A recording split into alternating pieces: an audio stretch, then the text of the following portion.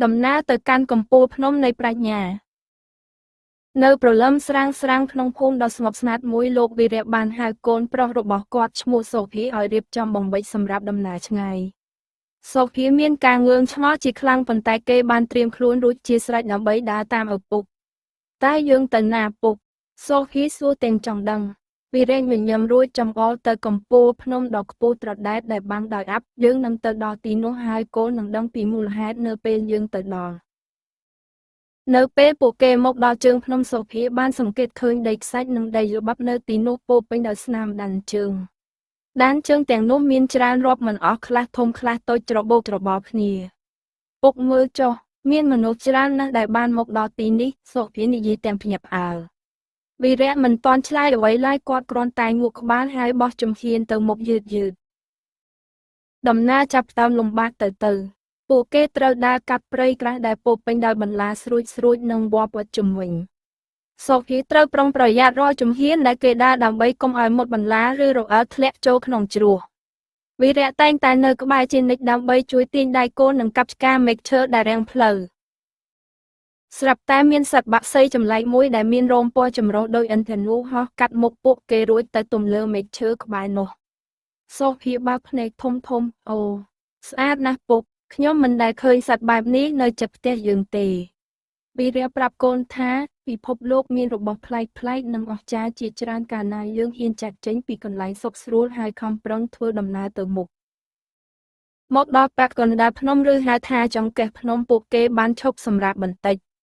សូភីងៀតក្រោយសម្លឹងទៅក្រោមរួយឧទានថាពុកមើលចុះភូមិរបស់យើងតូចណាស់ដូចជាភូមិតកកាច់តាអ៊ីចឹងនៅទីនេះស្នាមម្ដានជើងចាប់ផ្ដើមមានតិចជាងមុនដែលបញ្ជាក់ថាមានមនុស្សខ្លះបានបោះបង់ការឡើងភ្នំត្រឹមពាក់កណ្ដាលទីបន្ទាប់ពីការធ្វើដំណើរអស់រយៈពេលជាច្រើនថ្ងៃទីបំផុតពួកគេក៏បានមកដល់កំពូលភ្នំនៅលើនោះមានដើមឈើធំមួយដែលមានផ្ការីកស្គុះស្គាយរយោងរយាននិងមានក្លិនក្រអូបឈ្ងុយឈ្ងប់ពួកគេទាំងពីរនាក់ហត់នឿយយ៉ាងខ្លាំងហើយក៏សម្រាកនៅក្រោមម្លប់ដ៏ត្រជាក់នោះយើងមកដល់ហើយកូនវីរៈនិយាយទាំងដកដង្ហើមធំដោយក្តីរីករាយវីរៈសួរទៅកាន់កូនប្រុសថាសូភីតើកូនសង្កេតឃើញអ្វីខុសគ្នាវាងជើងភ្នំចង្កេះភ្នំនិងកំពូលភ្នំសូភីឆ្លើយដោយការត្រេះរិះនៅជើងភ្នំមានដានជើងច្រើនចង្កេះភ្នំមានតិចហើយលើកំពូលភ្នំនេះស្ទើរតែគ្មានដានជើងអ្នកដទៃទាល់តែសោះវីរៈងក់ក្បាលត្រូវហើយមនុស្សគ្រប់គ្នាខ្ពស់តែមានតិចណាស់ដែលតស៊ូដល់គោលដៅវីរៈបន្តពន្យល់ថាការឡើងភ្នំពិបាកតែការធ្លាក់ចុះងាយណាស់ដូចជាជីវិតដែលពីងងទៅចេះគឺត្រូវប្រើការព្យាយាមខ្លាំងណាស់ពេលកូនដល់ទីខ្ពស់ហើយកូនត្រូវតែប្រុងប្រយ័ត្នបំផុតសូភីសម្លឹងមើលទៅជើងមេឃដ៏វែងឆ្ងាយដែលគេមិនដែលបានឃើញពីមុនមកនៅលើកំពូលភ្នំនេះគេមានអារម្មណ៍ថាពិភពលោកធំធេងណាស់កូនត្រូវមានវិជ្ជានិងគុណធម៌វីរៈបង្រៀនកូនវិជ្ជាកើតចេញពីការដាក់ខ្លួនរៀនសូត្រការត្រេះរិះនិងការសេពគប់មនុស្សល្អចំណែកគុណធម៌កើតចេញពីទង្វើល្អសមត្ថភាពល្អនិងចិត្តល្អបើកូនមានពីរយ៉ាងនេះកូននឹងមើលឃើញវែងឆ្ងាយដូចជាពេលនេះអ៊ីចឹង